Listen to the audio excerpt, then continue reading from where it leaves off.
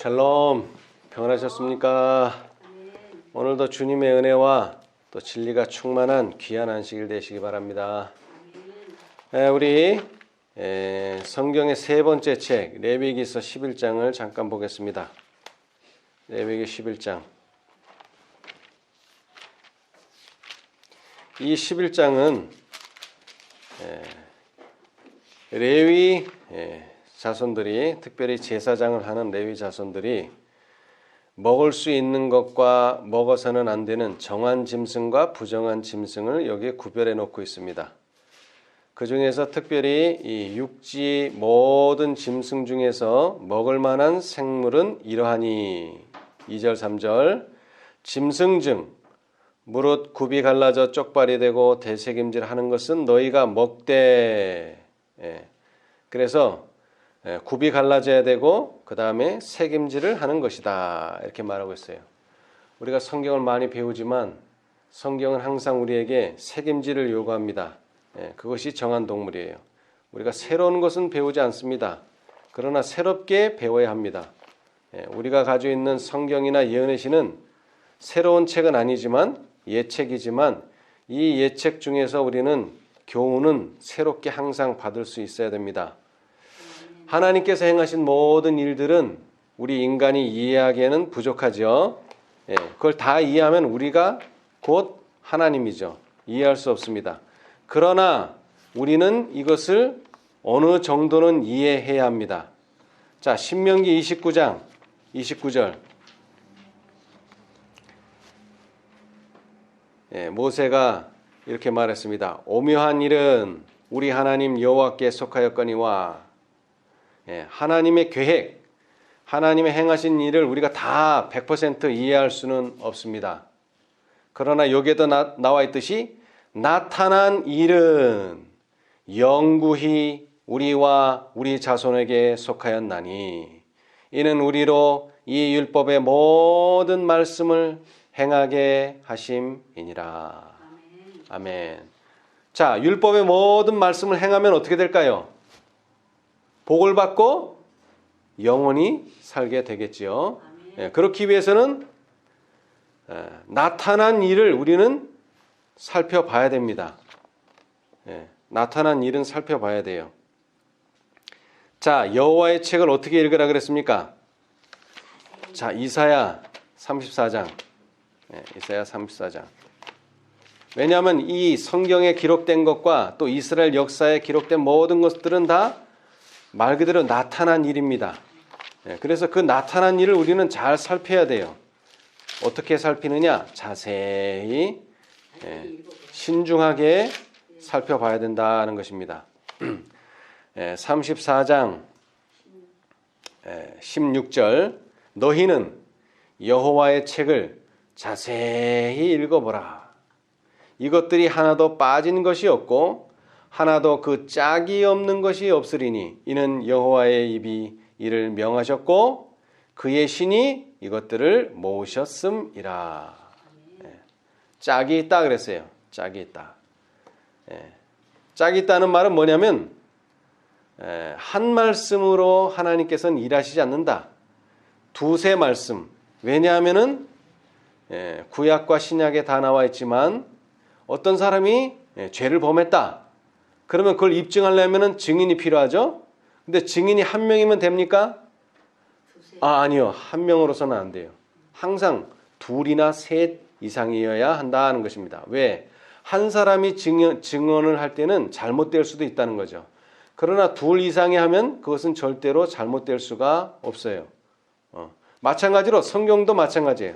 성경이 잘못될 수 없는 이유는 모든 것이 다 두세 증인이 있다는 것입니다. 성경 속에서도. 자, 특별히 이 반복이라고 하는 것은 매우 중요한데요. 신약에 보면은 진실로 그 말만 해도 진실한 거예요. 그런데 요한은 한 번 더 썼어요. 뭐라고 그랬죠? 진실로 진실로 내가 이르노니. 진실로를 두 번 썼어요. 그것은 정말이라는 뜻을 강조하기 위해서 그렇게 표현한 겁니다. 자, 그래서 이 반복은 하나님께서 정하셨다. 하나님께서 뜻하신 바가 있다는 것을 확실하게 보여주는 하나의 도구입니다. 자, 우리 창세기 41장. 창세기 41장 32절. 창세기 41장 32절. 바로께서 꿈을 2번 겹쳐 꾸신 것은 하나님이 이 일을 정하셨습니다. 속히 행하시리니. 다시 말하면 꿈을 한 번만 꿔도 됩니다. 너무 인상적인 꿈이기 때문에. 그런데 2번을 계속 연달아 꾸게 하신 것은 이 일을 하나님이 정하셨다는 것을 강력하게 호소하는 그런 의미가 있습니다. 자, 바로만 꿈을 2번 꾼 게 아니죠. 요셉이 꿈을 2번 꿨어요. 창세기 37장. 창세기 37장. 요셉의 꿈은 우리가 잘 알고 있듯이 절하는 꿈이에요. 절하는 꿈. 창세기 37장. 자, 6절에 보시면 요셉이 그들에게 이르되 청컨대 나의 꾼 꿈을 들으시오. 우리가 밭에서 곡식을 묵더니 내 단은 일어서고 당신들의 단은 내 단을 둘러서 절하더이다. 자, 꿈을 한번 꿨어요. 그 다음에 또 꿈을 꿨어요. 자, 9절에 요셉이 다시 꿈을 꾸고 그 형들에게 고하여 가로되 내가 또 꿈을 꾼즉 해와 달과 11별이 내게 절하더이다 하니라. 예. 그래서 이것은 요셉에게 분명히 뭘 하게 될 것이다? 절하게 될 것이다 하는 것을 분명하게 보여주기 위해서 반복했습니다.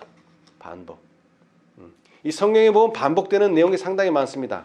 근데 오늘은 특별히 하나님께서 당신의 종들을 반복해서 부르신 내용만 오늘은 보겠습니다. 자, 우리 먼저 첫 번째 아브라함입니다. 아브라함. 창세기 22장. 아브라함. 자, 제 말의 뜻을 성경을 보면 쉽게 이해하실 수 있는데요. 자, 창세기 22장 11절. 여호와의 사자가 하늘에서부터 그를 불러 가라사대 아브라함아 아브라함아. 몇 번 불렀어요? 2번을 연달아서 불렀어요. 한 번만 불러도 대답할 수 있습니다. 그런데 왜 2번이나 불렀을까요? 이것은 중요한 일이다. 그리고 이것은 정하셨다. 그런 강력한 의지를 보여주는 겁니다. 2번 불렀다는 것은. 아브라함아 아브라함아 하시는지라. 그래서 뭘 말씀하셨는가? 아브라함이 가로되 내가 여기 있나이다 하매 사자가 가라사대 그 아이에게 내 손을 대지 말라. 아무 일도 그에게 하지 말라. 내가 내 아들 내 독자라도 내게 아끼지 아니하였으니 내가 이제야 내가 하나님을 경외하는 줄을 아노라. 아브라함이 눈을 들어 살펴본즉 한 수양이 뒤에 있는데 뿔이 수풀에 걸렸는지라. 아브라함이 가서 그 수양을 가져다가 아들을 대신하여 번제로 드렸더라. 아브라함이 그 땅 이름을 뭐라고 하였다고요? 여호와 이레라 하였으므로 오늘까지 사람들이 이르기를 여호와의 산에서 준비되리라 하더라. 목사님, 부르긴 불렀는데 여호와가 부른 게 아니라 여호와의 사자가 불렀네요. 맞습니다. 여호와의 사자가 불렀어요. 자, 그런데 이 여호와의 사자는 누굴까요? 여호와의 사자. 자, 15절에 여호와의 사자가 또 부릅니다. 하늘에서부터 2번째 아브라함을 불러 가라사대 여호와께서 이르시기를 내가 나를 가리켜 맹세하노니 내가 이같이 행하여 내 아들 내 독자를 아끼지 아니하였은즉 내가 네게 큰 복을 주고 내 씨로 크게 성하여 하늘의 별과 같고 바닷가의 모래와 같게 하리니 내 씨가 그 대적의 문을 얻으리라. 또 내 씨로 말미암아 천하 만민이 복을 얻으리니 이는 내가 나의 말을 준행하였음이니라 하셨다 하니라. 자, 지금 이 여호와의 사자는 뭘 반복하고 있습니까? 지금 약속, 누구에게 한 약속? 아브라함에게 한 약속. 그 씨로 말미암아 천하 만민이 복을 얻으리니라는 그 이삭에 대한 약속을 다시 한번 반복하고 있어요. 그러니까 이 사자는 뭘 가져왔다고요? 언약을 가져왔죠? 자, 그래서 이 사자를 우리는 여호와의 사자 또는 언약의 사자라 이렇게 부를 수가 있어요. 자, 그런데 말라기서에 봅시다. 말라기서에 사자가 또 나타나요. 구약책 맨 마지막 말라기서에 사자가 나타나죠. 그런데 그 사자는 여호와의 사자는 아니고 언약의 사자라 이렇게 말합니다. 언약의 사자. 자, 3장 말라기 3장 1절 만군의 여호와가 이르노라. 보라, 내가 내 사자를 보내리니. 자, 여기는 그냥 사자예요. 그가 내 앞에서 길을 예비할 것이요 또 너희의 구하는 바 주가 호련히 그 전에 임하리니 곧 너희의 사모하는 바. 뭐의 사자가? 언약의 사자가 임할 것이라. 근데 그 언약의 사자가 누굽니까? 예수 그리스도죠. 이 성경절은 윌리엄 밀러가 1844년에 예수님께서 오신다고 했는데 그게 이 땅에 오시는 게 아니고 성소에 계시던 예수님이 지성소로 오신다, 임한다는 것을 잘못 이해한 거였어요. 그래서 여기서 말하는 언약의 사자는 누구라고요? 예수 그리스도입니다. 왜 언약의 사자예요? 그분이 오실 것이 뭐 돼 있어요? 약속, 예언이 돼 있었기 때문에 언약의 사자입니다. 마찬가지로 이 여호와의 사자가 아브라함을 불렀지만 이 여호와의 사자는 약속을 가져왔어요. 내 씨로 말미암아 만민이 복을 얻으리라. 다시 말하면 언약을 가르쳐주는 사자입니다. 그래서 이 여호와의 사자는 예수님이십니다. 예수님이 누구를 불렀다고요? 아브라함. 아브라함아. 예. 이 아브라함은 얼마나 중요한 사람입니까? 자, 언약의 사자가 예수님이라 그러는데 예수님이 신약 시대를 열 것을 약속하셨는데 마태복음 1장 1절에 예수님의 계보를 어디서부터 시작합니까? 누가는 누구의 아버지는 누구요? 누구의 아버지는 누구요? 누구의 아버지는 누구요? 어디까지 갔어요? 그래서 누가는 하나님까지 갔어요. 하나님. 아담의 아버지 하나님까지 갔는데 이 마태는 누구는 누구를 낳고 누구는 누구를 낳고 반대로 해요. 낳고예요. 그런데 그 시작이 아담이 아니에요. 아브라함부터 시작했어요. 아브라함. 이 유대인들은 자신들의 조상을 아담이라고 자랑하지 않고 누구라고 자랑했습니까? 아브라함. 왜? 하나님께서 누구를 부르셔서 택하셨기 때문에. 아브라함을 부르셔서 택하셨기 때문에. 그래서 아브라함은 믿음의 조상입니다. 믿음의 조상. 예. 그런데 그 믿음의 조상을 제일 먼저 하나님께서 2번 부르셨다 하는 것입니다. 2번 부르셨어요. 2번. 예. 이것은 재림 전에 있을 재림 운동을 상징합니다. 첫째 천사의 기별이죠. 첫째 천사의 기별. 예. 자, 우리 초기 문집 보겠습니다. 초기 문집 231페이지, 2페이지. 초기 문집 231.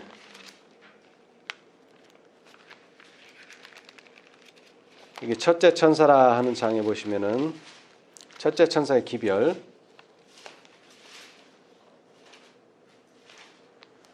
그 전에 첫째 천사의 기별 직전에 거기 230이라고 써 있는데요. 윌리엄 밀러가 그의 사명을 수행할 때 하나님의 천사가 동행하였다. 그는 확고하게 서서 의심할 여지도 없이 그에게 맡겨진 기별을 담대하게 선포하였다.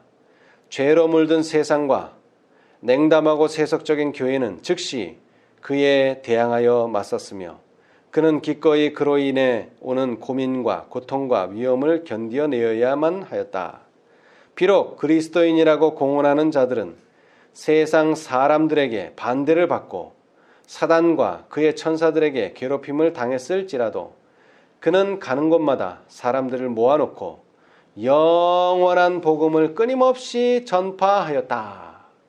자, 영원한 복음 어디에 나오는 단어입니까? 첫째 천사의 기별이죠.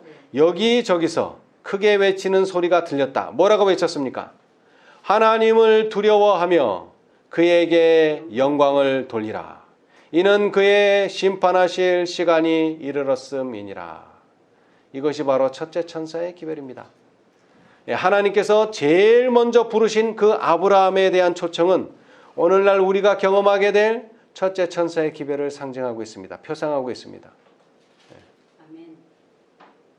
자, 그 다음에 두 번째는 누구를 부르셨을까요? 두 번째, 연이어서 창세기 46장 아브라함의 아들, 이삭의 아들 바로 야곱을 부르셨습니다. 창세기 46장 2절 밤에 하나님이 이상 중에 이스라엘에게 나타나시고 불러 가라사대 야곱아 야곱아 하시는지라. 여기도 두 번 불렀죠. 자, 그래서 뭐라고 말씀하셨어요? 야곱을 부르셔서 야곱이 가로되 내가 여기 있나이다 하매 하나님이 가라사대 나는 하나님이라 내 아비의 하나님이니 애굽으로 내려가기를 두려워 말라. 내가 거기서 너로 큰 민족을 이루게 하리라. 내가 너와 함께 애굽으로 내려가겠고 정녕 너를 인도하여 다시 올라올 것이며 요셉이 그 손으로 내 눈을 감기리라 하셨더라. 아멘. 자, 하나님께서 야곱을 왜 부르셨습니까?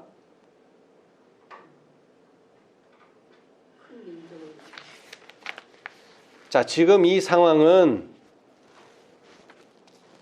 이 가나안 땅에 야곱은 살고 있었습니다. 누구 이후로 계속 가나안 땅에 살았습니까?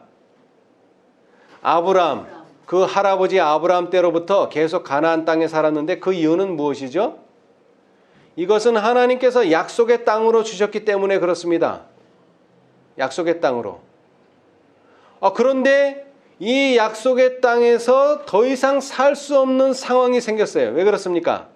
가뭄이 들어서 이 가나안 땅에서는 곡식을 구할 수가 없고 오히려 어느 땅에서? 애굽 땅에서는 곡식을 구할 수 있는 상황이 되어버렸어요. 그래서 이제 번민하는 겁니다. 야, 하나님께서 약속의 땅으로 주셨다는데 내가 이 땅을 떠나면 이게 하나님의 뜻인가? 그때 하나님께서 나타나셨어요. 근데 어디에서 나타나셨어요? 이상 중에 나타나셨어요. 자, 아브라함한테 나타나셨을 때는 이상 중에 나타나셨습니까? 아니요. 이상 중에 나타난 게 아닙니다. 이상 중에 나타나시지 않았어요. 실제로 나타나셨어요. 하늘에서 부르셨어요. 모습은 보이지 않았지만. 자, 그런데 이번에는 밤에 하나님이 이상 중에 나타나셔서 야곱을 부르셨어요. 자, 그런데 이때 당시에 야곱의 이름이 무엇입니까? 이스라엘입니다. 이스라엘. 자, 여기도 2절에 나왔죠? 이상 중에 누구에게 나타나셨다고요? 이스라엘에게 나타나셨어요. 왜 이 사람의 이름이 이스라엘입니까? 야복강의 경험 이유는 이제 너는 더 이상 뭐가 아니다? 야곱이 아니다. 이제 너는 이스라엘이다. 그랬는데 예수님께서는 이 이스라엘 이름을 새 이름으로 부르지 않고 옛 이름으로 부르시면서 반복하셨어요. 그러시면서 뭐라 그러셨느냐? 어디로 가라? 애굽으로 가라. 그런데 가는 게 애굽을 가기 위해서 가는 게 아니라 다시 돌아올 것을 내가 약속한다. 내가 너와 함께한다. 그러니까 걱정하지 말고 가라 하는 보증의 말씀을 주셨어요. 여러분, 둘째 천사의 기별이 뭡니까? 무너졌도다. 거기도 반복되죠? 무너졌도다. 무너진다는 게 반복되고 있어요. 큰 성 바벨론이여. 자, 그러면은 둘째 천사의 기별이 외쳐질 때 개신교회가 무너졌습니까? 안 무너졌어요. 그것은 예언이에요. 그렇게 될 것이라는 예언이지. 다시 말하면 여기도 밤에 이상 중에 나타났다 이 말이에요. 이상, 예언, 예상이 그렇다는 거예요. 실제로 그렇게 되는 건 아닙니다. 여기서도 마찬가지예요. 네가 애굽에 내려가지만 다시 돌아올 것을 예언하셨어요. 다시 돌아올 것을. 그러시면서 내려가도 좋다. 예. 자, 마찬가지로 이 두 번째는 야곱을 부르셨어요. 옛 이름으로, 새 이름이 아닌 옛 이름으로. 이것은 오늘날 우리가 경험한 둘째 천사의 기별의 표상입니다. 자, 그 다음에 세 번째는 누구를 부르셨습니까? 세 번째. 출애굽기 3장. 출애굽기 3장. 출애굽기 3장. 자, 여기에도 여호와의 사자가 나타납니다. 자, 3장 2절. 여호와의 사자가 떨기나무 불꽃 가운데서 그에게 나타나시니라. 그가 보니 떨기나무에 불이 붙었으나 사라지지 아니하는지라. 이에 가로되 내가 돌이켜 가서 이 큰 광경을 보리라. 떨기나무가 어찌하여 타지 아니하는고 하는 동시에 여호와께서 그가 보려고 돌이켜 오는 것을 보신지라. 하나님이 떨기나무 가운데서 그를 불러 가라사대 뭐라고 부르셨어요? 모세야 모세야 하시니라. 또 두 번 불렀죠. 반복해서. 그가 가로되 내가 여기 있나이다. 하나님이 가라사대 이리로 가까이 하지 말라. 여러분, 구약 시대에는 여호와의 사자가 부르던 여호와께서 직접 부르시던 다 뭐라고 대답합니까? 대답은 내가 여기 있나이다. 이게 대답이에요. 그렇죠? 아브라함도 내가 여기 있나이다. 야곱도 내가 여기 있나이다. 모세도 내가 여기 있나이다. 그러면 이제 예수님께서 또는 아버지 하나님께서 말씀하십니다. 하나님이 가라사대 이리로 가까이 하지 말라. 너의 선 곳은 거룩한 땅이니 내 발에서 신을 벗으라. 또 이르시되 나는 내 조상의 하나님이니 아브라함의 하나님, 이삭의 하나님, 야곱의 하나님이니라. 모세가 하나님 배웠기를 두려워하여 얼굴을 가리우매 여호와께서 가라사대 내가 애굽에 있는 내 백성의 고통을 정령히 보고 그들이 그 간역자로 인하여 부르짖음을 듣고 그 우고를 알고 내가 내려와서 그들을 애굽인의 손에서 건져내고 그들을 그 땅에서 인도하여 아름답고 광대한 땅, 젖과 꿀이 흐르는 땅, 곧 가나안 족속, 헷 족속, 아모리 족속, 브리스 족속, 히위 족속, 여부스 족속의 지방에 이르려 하노라. 이제 이스라엘 자손의 부르짖음이 내게 달하고 애굽 사람이 그들을 괴롭게 하는 학대도 내가 보았으니 이제 내가 너를 바로에게 보내어 너로 내 백성이 이스라엘 자손을 애굽에서 인도하여 내게 하리라. 모세가 인도하여 내게 하리라. 여기까지 보겠습니다. 자, 이것은 셋째 천사의 기별이 돼야 되겠죠? 그런데 이것은 셋째 천사의 기별은 아닙니다. 출애굽 운동은 사실 분리하는 운동입니다. 그렇죠? 그런데 이것은 밤중 소리예요. 밤중 소리. 밤중 소리. 자, 밤중 소리를 한번 봅시다. 초기 문집. 초기 문집.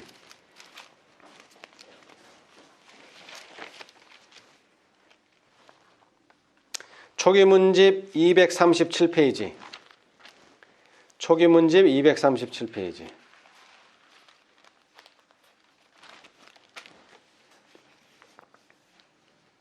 8페이지. 거기 둘째 천사 기별 나오죠? 둘째 천사, 그 238이라고 쓴대요.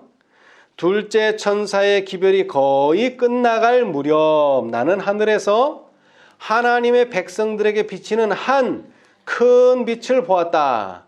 작은 빛을 보았다? 큰 빛을 보았다 그랬습니다. 큰 빛, 작은 빛이 아닙니다. 큰 빛을 봤어요. 이 빛의 광채는 태양처럼 밝은 것 같았다. 곧 이어서 나는 천사들이 외치는 소리를 들었다. 뭐라고 외칩니까? 보라 신랑이로다 맞으러 나오라. 이것은 둘째 천사의 기별에 뭐를 더해 줍니까? 능력을 더해줄 밤중 소리였다. 여러분, 넷째 천사, 다섯째 천사도 뭘 더해줍니까? 힘과 능력을 더해준다고 277페이지에 나와 있죠. 마찬가지로 이 둘째 천사도 능력을 주는 천사들의 소리가 하나 있었는데 그것을 우리는 뭐라고 이름 붙인다? 밤중 소리다. 그렇죠? 실망한 성도들을 각성시켜 그들 앞에 놓여진 위대한 사업을 수행하도록 하기 위하여 하늘에서 천사들이 보내어졌다. 이 기별을 가장 먼저 받아들인 자는 재능이 탁월한 사람이 아니었다. 천사들은 겸비하고 헌신한 자들에게 보냄을 받았으며 그들은 강권함을 받아 보라 신랑이로다 맞으러 나오라 하고 소리 높여 외쳤다. 그 외침을 받아들인 자들은 서둘러 성령의 능력으로 그 기별을 선포하며 그들의 실망한 형제들을 일깨웠다. 이 일은 사람의 지혜와 학식으로 된 것이 아니고 하나님의 능력으로 되었으며 그 외침을 들은 그 성도들은 그것을 거역할 수가 없었다. 가장 영적인 사람들이 이 기별을 제일 먼저 받아들였으며 이전에 이 일에 가담하여 일하고 있던 자들은 제일 늦게 받아들여 그 외침에 합세하였다. 보라 신랑이로다 맞으러 나오라. 이것은 둘째 천사의 기별에 뭐를 더했다고요? 능력을 더했다. 능력을 더했다 그랬어요. 자, 우리 사도행전을 한번 보겠습니다. 사도행전 7장.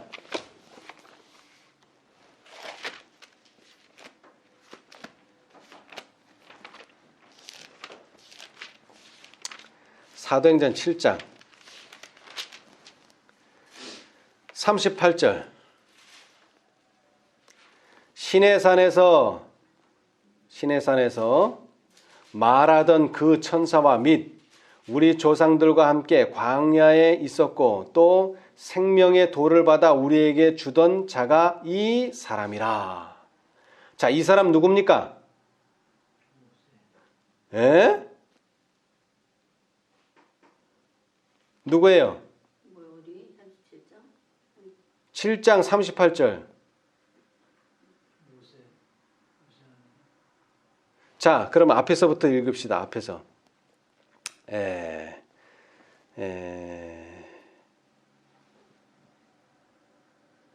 자, 35절. 저희 말이 누가 너를 관원과 재판장으로 세웠느냐 하며 거절하던 그 모세를 하나님은 가시나무 떨기 가운데서 보이던 천사의 손을 의탁하여 관원과 속량하는 자로 보내셨으니 이 사람이 백성을 인도하여 나오게 하고 애굽과 홍해와 광야에서 40년간 기사와 표적을 행하였느니라. 이스라엘 자손을 대하여 하나님이 너희 형제 가운데서 나와 같은 선지자를 세우리라 하던 자가 곧 이 모세라. 모세 맞아요? 근데 사실은 모세는 누구의 표상이라 그랬어요? 예수님의 표상이에요. 38절, 이제 38절. 시내산에서 말하던 그 천사와 및 우리 조상들과 함께 광야교회에 있었고 또 생명의 돌을 받아 우리에게 주던 자가 이 사람이라. 그건 모세 맞습니다. 그러나 사실은 그 모세는 예수 그리스도를 표상합니다. 그러니까 예수 그리스도가 모세를 통해서 일해 왔다는 거예요. 그렇죠? 시내산에서 말하던, 시내산에서 뭘 봤죠? 율법을 봤죠. 율법. 율법은 십계명 자체도 되지만 말씀입니다. 왜 재림 신도들이 교회에서 떠날 수밖에 없어요? 교회들이 하나님의 말씀을 인정하지 않기 때문에 그랬습니다. 그래서 그들은 뭐라고 말하면서 나왔어요? 하나님의 교회는 진리의 기둥과 터인데 이곳은 더 이상 그런 곳이 아니다라고 말하면서 나올 수밖에 없었죠. 예. 자, 그래서 이 모세를 부르신 이 경험은 바로 밤중 소리입니다. 밤중 소리. 밤중 소리. 예. 자, 그 다음에 이제 구약에서 마지막으로 호명을 당한 사람이 한 사람 있는데 바로 그 사람은 우리가 잘 아는 사무엘입니다. 사무엘. 사무엘상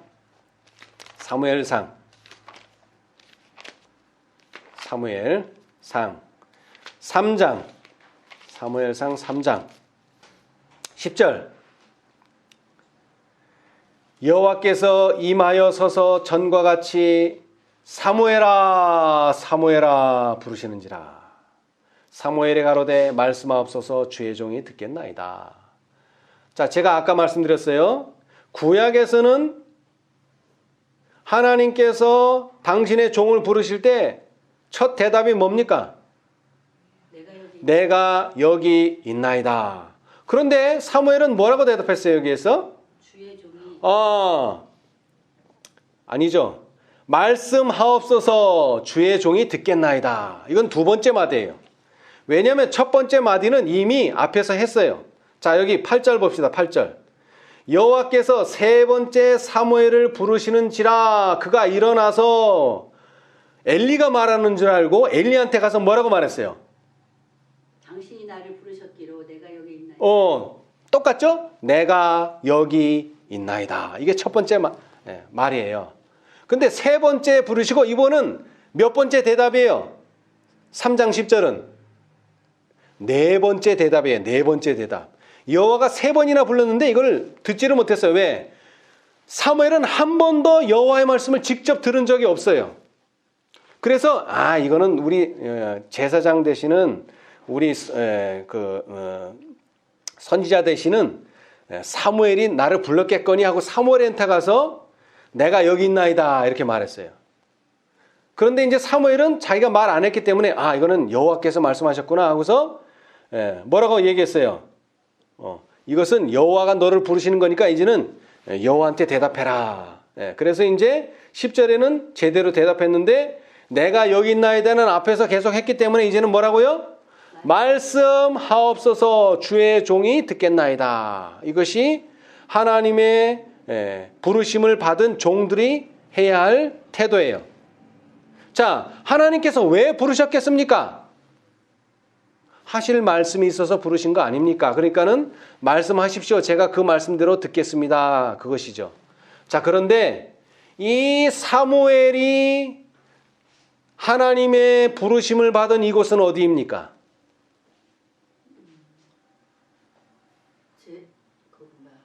제사장이 사는. 자, 3장 3절. 하나님의 등불은 아직 꺼지지 아니하였으며 사무엘은 하나님의 궤에 있는 여호와의 전 안에 누웠더니. 자, 지금 사무엘이 어디 있어요? 여호와의 전 앞에 있어요? 전 안에. 전 안에 있다고 그랬잖아요. 근데 그 전 안에 뭐가 있다고 그래요? 하나님의 궤. 그러니까 어디 있는 거예요, 지금? 지성소에 있는 거죠. 하나님의 궤가 있는 전 안에 있으니까. 여러분, 셋째 천사의 기별이 뭡니까? 지성소로 들어가라는 기별이에요. 그리고 그 기별 자체가 어디서부터 왔어요? 지성소에서 왔어요. 자, 또 우리 초기문집 봅시다. 초기문집. 자, 먼저 43페이지. 먼저 43페이지를 보고. 초기문집 43페이지. 초기문집 43페이지. 그 43이라고 쓴 데서 조금 내려와서 새로운 단락. 현대 진리의 원수들은 예수께서 닫으신 성소의 문을 열려고 하며 그가 1844년에 열어놓으신 지성소의 문을 닫으려고 애를 쓴다. 그러나 지성소 안에는 여호와의 손가락으로 기록한 10가지 계명이 새겨진 돌비가 들어있는 뭐가 있다? 법궤가 있다. 하나님의 궤가 있는 곳이 지성소입니다. 그 지성소에서 흘러나오는 기별이 셋째 천사의 기별이에요. 자, 이제 직접적으로 읽어보겠습니다. 초기문집 254페이지. 초기문집 254페이지. 셋째 천사의 기별.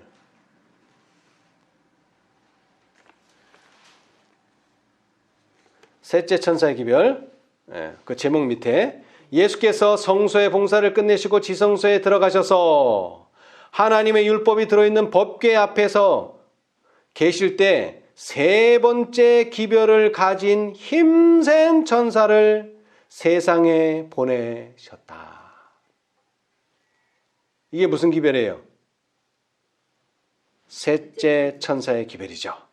그는 손에 두루마리를 들고 능력과 위엄으로 이 세상에 내려오면서 인간이 아직까지 들어본 적이 없는 가장 두려운 경고를 선포하였다. 이 기별은 하나님의 자녀들에게 그들에게 닥쳐오는 시련과 고통의 때를 보여줌으로써 그들로 하여금 경계하도록 주어진 것이다. 자, 여러분 잘 들으세요. 셋째 천사가 뭘 가져왔다고요? 경고. 어떤 경고?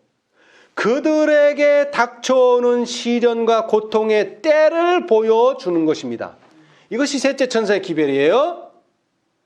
그 천사는 그들은 짐승과 그의 우상과 접전을 하게 될 것이다. 영생에 대한 그들의 소망은 확고해야 할 것이다. 그들은 생명이 위험할지라도 끝까지 붙잡고 있어야 한다. 예. 한다고 말했다. 셋째 천사의 기별은 이렇게 끝을 맺는다. 성도들의 인내가 여기 있나니 저희는 하나님의 계명과 예수 믿음을 지키는 자니라. 그는 이 말을 뭐 했다고요? 반복. 오늘 우리가 공부하는 게 반복인데 또 이 말은 또 반복이에요. 계시록 14장 12절도 반복이에요. 하면서 하늘 성소를 가리켰다. 이 기별을 깨닫는 모든 사람들의 마음은 어디로 향한다? 지성소로 향한다. 그곳에서는 예수께서 법궤 앞에 서서 아직도 자비를 베풀 모든 사람과 무지함으로 하나님의 율법을 범하고 있는 자들을 위하여 마지막 중보를 하고 계시다. 여기까지만 읽겠습니다. 자, 그런데 여러분 사무엘에게 주신 기별이 뭡니까? 사무엘에게 주신 기별이 뭐예요? 사무엘아 사무엘아 부르셔가지고 주신 기별이 뭐예요? 엘리 제사장에 대한 예언이죠. 자, 보십시다.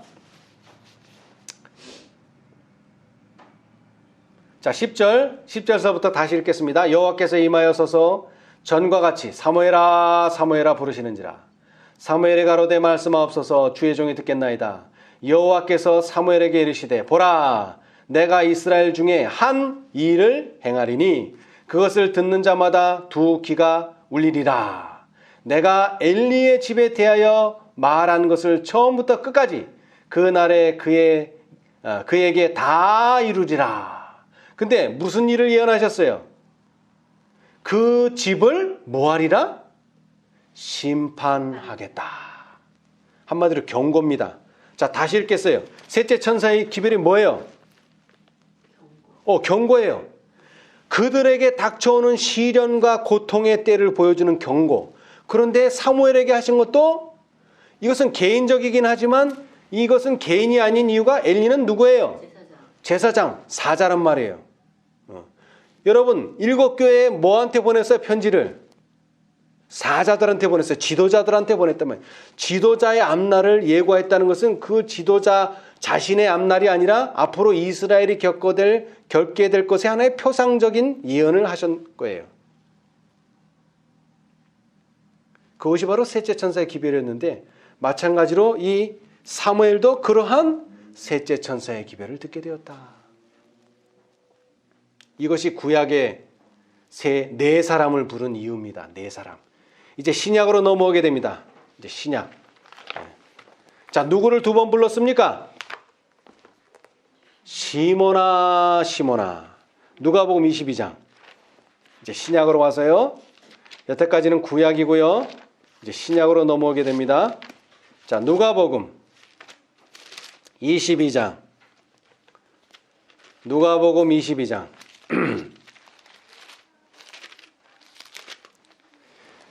자, 31절, 32절입니다.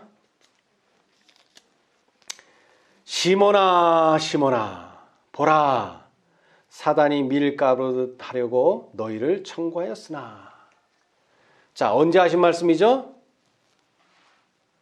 성만찬 예식이 다 끝났어요. 자, 성만찬 예식이 끝나고 예수님께서 뭐라고 말씀하셨습니까?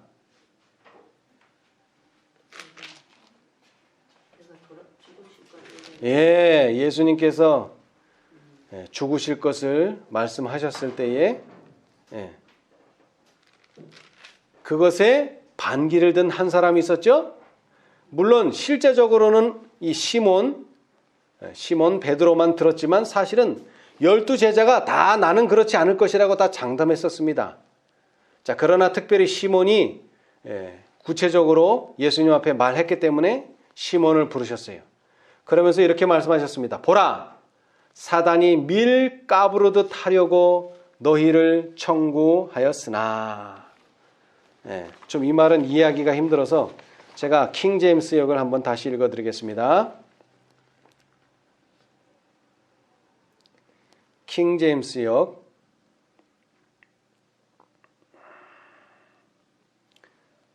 킹 제임스 역.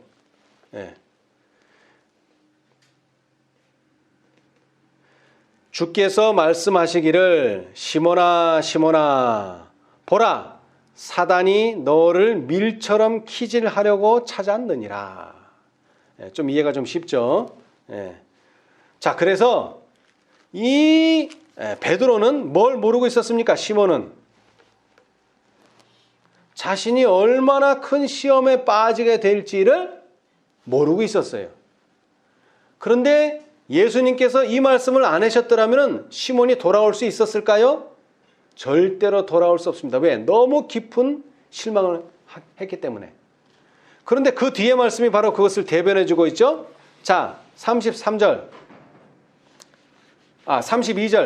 그러나 내가 너를 위하여 내 믿음이 떨어지지 않기를 기도하였노니 너는 돌이킨 후에 내 형제를 굳게 하라. 아멘. 여러분, 이 베드로가 3번 예수님을 부인하자마자 제일 먼저 떠오른 게 무엇이었을까요? 바로 이 성경절이었을 겁니다. 아, 내가 그때 예수님 말씀을 좀 귀담아 들었더라면, 그때 예수님 말씀을 좀 더 신중하게 받아들였더라면 이런 큰 시험에 빠지지는 않았을 텐데, 그러나 이 말씀을 기억하고 어떻게 했습니까? 돌이킬 수가 있었습니다. 돌이킬 수가 있었어요. 그래서 그는 누구를 굳게 했어요? 그 나머지 형제들을 굳게 했어요. 자, 마찬가지로 여러분, 시험과 시련의 때를 경고하셨어요. 시험과 시련의 때. 그것이 바로 와그너 존스가 한 일입니다. 자, 우리가 잘 아는 것처럼 가룟법원 기별 1권 362, 363페이지에, 자, 여러분이 잘 아시는 내용이죠. 자, 우리 계시록 18장에도 아마 있을 겁니다. 주석에. 계시록 18장. 자, 성경 주석을 보겠습니다. 성경 계시록 18장을 펼치세요. 계시록 18장 1절의 주석. 거기에 주석이 상당히 많이 나오는데 그 중에 복음성경 528쪽에 보시면 오른쪽 단 위에서 두 번째 그리스도의 의에 관한 계시라 하는 제목이 있어요. 그리스도의 의에 관한 계시.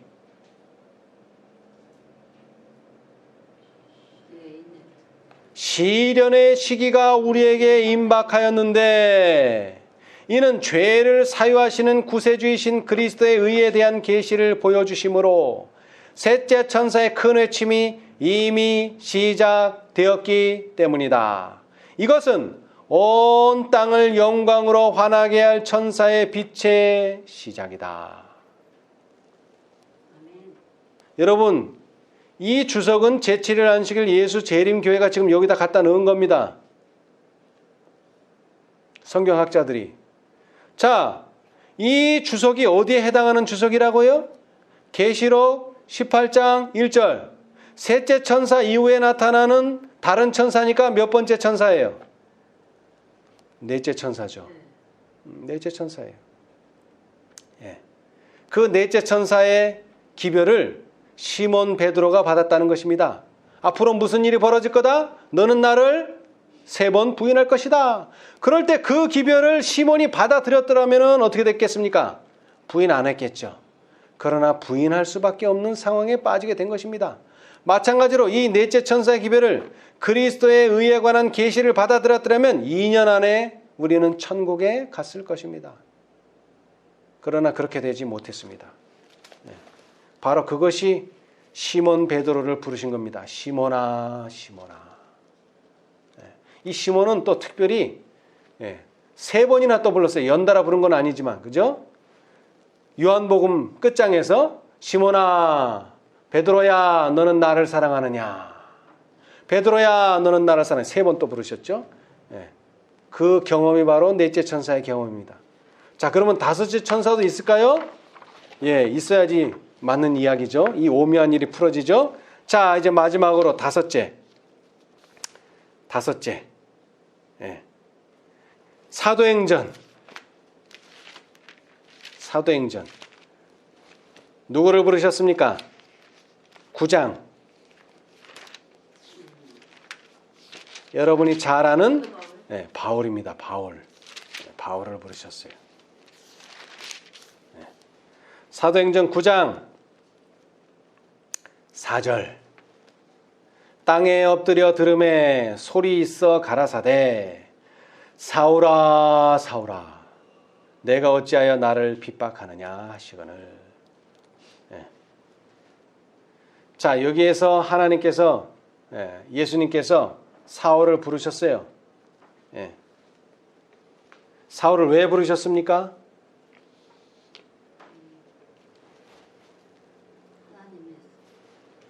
여러분, 사울이 어떻게 하나님을 섬겼습니까?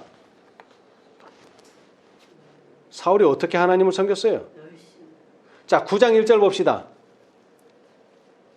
사울이 주의 제자들을 대하여 여전히 무엇과 위협과 살기가 등등하여 대제사장에게 가서 다메섹 여러 회당에 갈 공문을 청하니 이는 만일 그 돌을 좇는 사람을 만나면 물론 남녀하고 결박하여 예루살렘으로 잡아오려 함이라. 이것이 누구의 신앙이라고요? 사도 바울의 신앙이었었어요. 거듭나기 전에. 뭐가 등등하다고요? 위협과 살기가 등등한. 근데 뭐를 위한 위협과 살기예요? 주님을 위한 위협과 살기. 그러나 위협과 살기라는 단어는 하나님과 절대로 함께할 수 없는 단어입니다, 여러분. 자, 이 비슷한 예를 예수님께서는 바리새인들에게 지목하셨어요. 바리새인들에게. 요한복음 16장.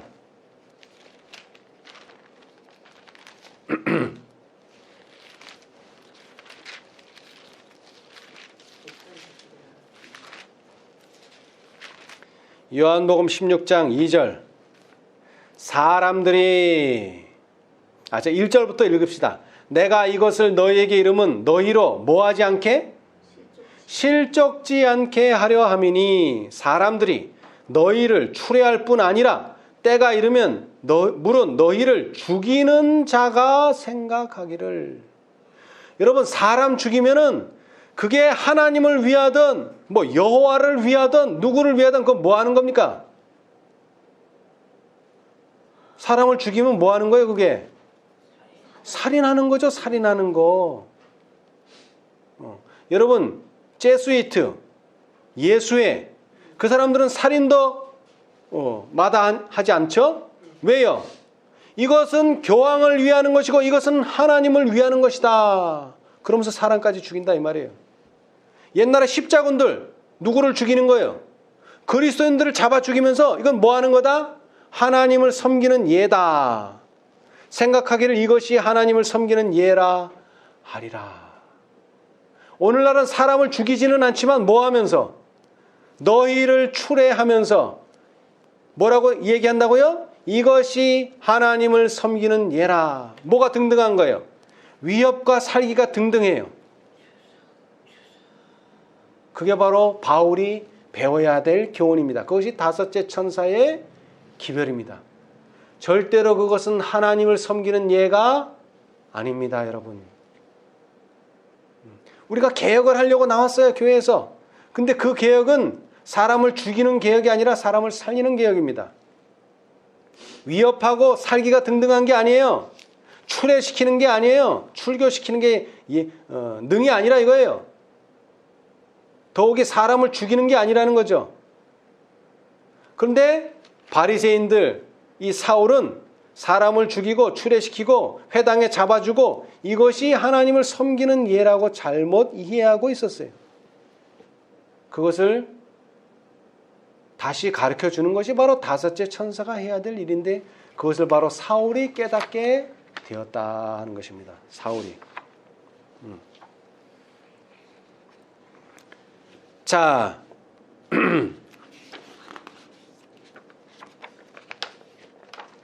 자, 우리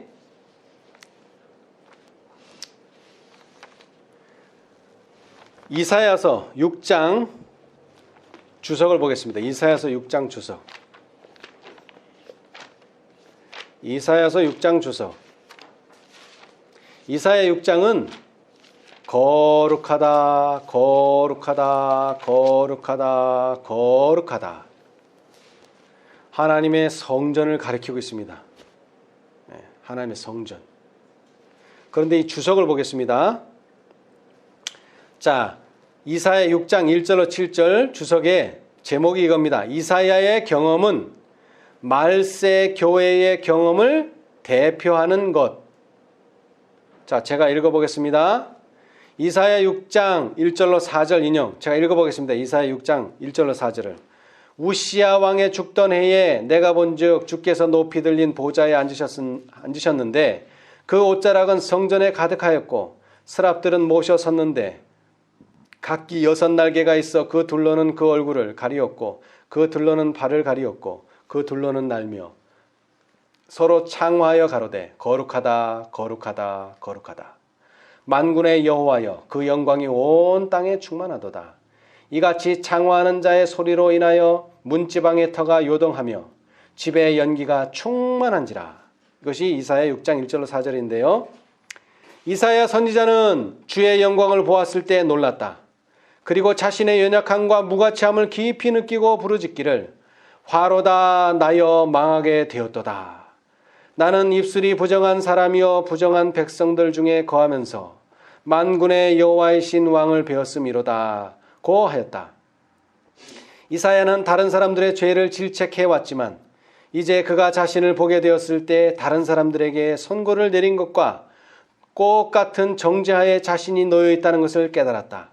하나님께 예배를 드림에 있어서도 그는 차갑고 생기 없는 의식을 행하는 것으로 만족하게 생각하였다. 주의 이상이 그에게 주어질 때까지 이것을 알지 못하였다. 그가 성소의 위엄과 거룩함을 보았을 때 그의 지혜와 재능들은 참으로 보잘것없는 것으로 여겨졌다. 자신이 얼마나 무가치한 존재로 보였는지, 거룩한 봉사를 하기에는 자신이 얼마나 부족한지 이사야가 자신을 본 이러한 견해를 바울의 말로 바꾸어 표현한다면 오호라 나는 곤고한 사람이로다. 이 사망의 몸에서 누가 나를 건져내랴고 할 수도 있을 것이다. 그러나 고민 중에 당황하는 이사야에게 위로의 말씀이 멸히 주어졌다. 이사야 6장 6절 7절 인용. 자, 이사야 6장 6절 7절 읽어보겠습니다. 때에 그 스랍의 하나가 화저로 단에서 취한 바 핀 숯을 손에 가지고 내게로 날아와서 그것을 내 입에 대며 가로되 보라 이것이 내 입에 닿았으니 내 악이 제하여졌고 내 죄가 사하여졌느니라 하더라. 이사야에게 주어진 이상은 말세에 사는 하나님의 백성들의 상태를 상징한다. 믿음으로 그들은 지금 하늘 성소에서 진행되고 있는 일을 볼 수 있는 특권들을 받았다. 하늘에 있는 하나님의 성전이 열리니 성전 안에 하나님의 언약궤가 보였다. 믿음으로 그들이 지성소를 보고 그곳에서 하시는 그리스도의 사업을 볼 때에 그들은 자신들이 입술이 부정한 백성 곧 그들의 입술은 자주 헛된 것을 말하고 그들의 재능은 하나님의 영광을 위하여 구별하지 않고 그 영광을 위해서 쓰이지 않는 자들임을 깊이 인식하게 된다. 그들이 자신들의 연약하고 무가치함과 하나님의 영광스러운 인격의 순결함과 아름다움을 대조해 볼 때에 당연히 절망감을 느끼겠지만 이사야처럼 주께서 그들의 마음에 주시기로 계획하신 감명을 받아서 그들의 영혼을 그분 앞에 겸비하게 하면 그들에게 희망이 있다. 언약의 무지개는 보좌 위에 있다. 이사야를 위해서 하신 일을 그들 속에서도 하실 것이다. 하나님은 통회하는 마음에서 우러나오는 간구를 들으실 것이다. 아멘. 아멘. 여러분, 이 여호와의 제단에서 핀 숯을 몸에도 안 지지고 그 다음에 머리에도 안 지지고 어디를 지졌어요? 입. 왜 입을 지졌을까요? 여기에 나와 있듯이 이것은 인격, 거룩한 생애를 상징합니다. 그래서 가만히 보니까 계시록 14장에 14만 4천인의 조건들 가운데 하나가 뭐예요? 그 입에 거짓이 없고. 이것은 14만 4천인을 상징합니다. 다섯째 천사가 하는 일은 그들을 완전케 하는 일인데 그것은 이사야가 예언한 바 그대로예요. 그래서 오늘 제가 읽어드린 것처럼 이제 디모데후서를 읽어봐야 되는데, 자, 디모데후서는 누가 기록했습니까? 사도 바울. 다섯 번째로 하나님의 부르심을 받은 사도 바울이 기록했어요. 그리고 그 서두에 뭐라고 기록했느냐? 디모데후서 3장 1절 읽어보겠습니다. 디모데후서 3장 1절. 내가 이것을 알라. 언제 고통하는 때가 이르리니? 말세에 고통하는 때가 이르겠다.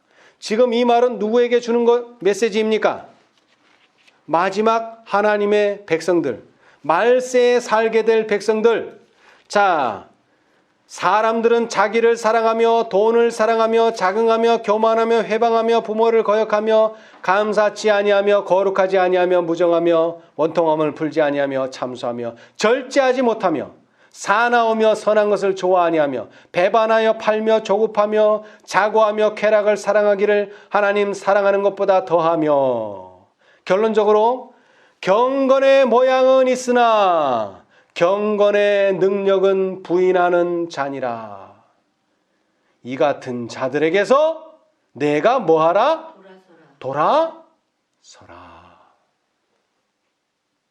여러분, 이 기별은 고린도 후서에서도 반복됩니다. 고린도 후서. 이거 고린도 후서 누가 기록했죠? 사도 바울. 고린도 후서.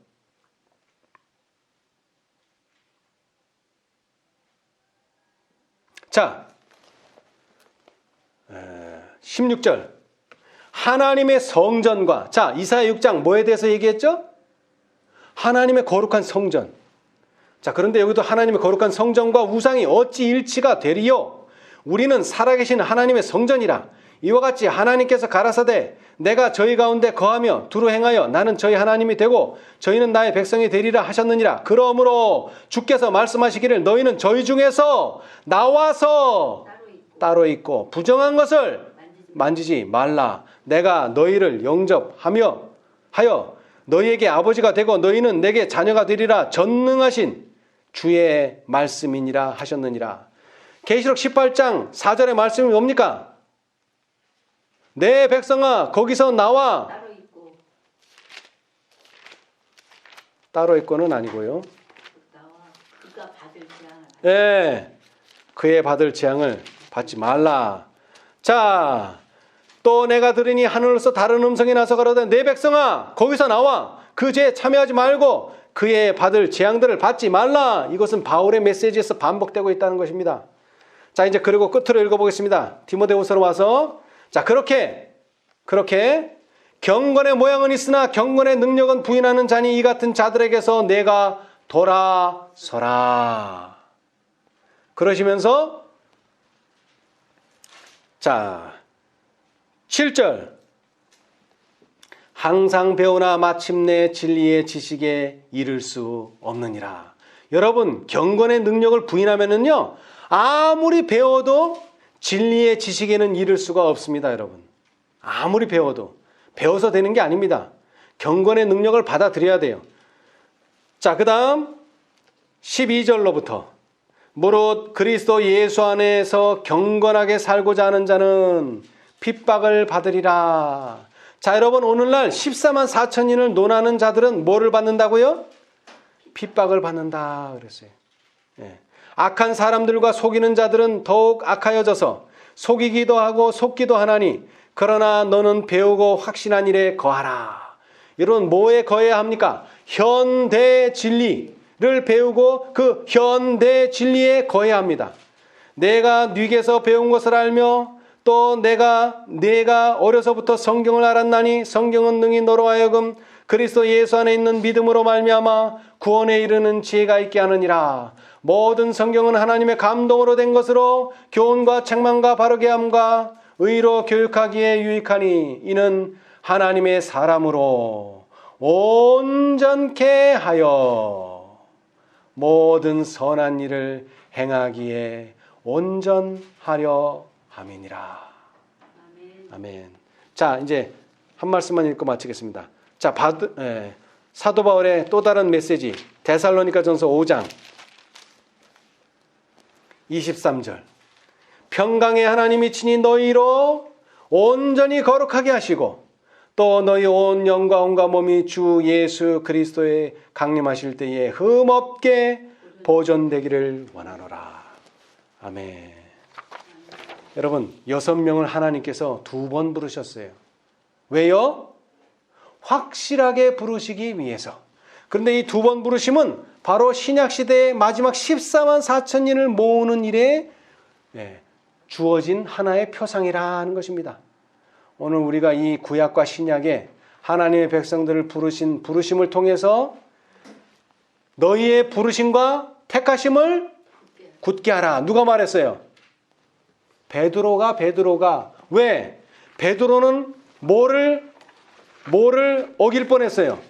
그 하나님의 부르심과 택하심을 어길 뻔했어요. 2번이나 시모나 했는데. 그러나 예수님께서 그에게 회개하고 돌이키라는 약속의 말씀을 주셨기 때문에 그렇게 되지 않았어요. 그러므로 형제들아 더욱 힘써 너희 부르심과 택하심을 굳게 하라. 너희가 이것을 행한즉 언제든지 실족지 아니하리라. 우리 모두 하나님의 부르심, 이 놀라운 부르심, 14만 4천인의 부르심, 현대진로의 부르심에 응하게 되시고 이 부르심과 택하심을 굳게 하는 저와 여러분이 되시기를 간절히 바라면서 말씀 마치겠습니다. 감사합니다.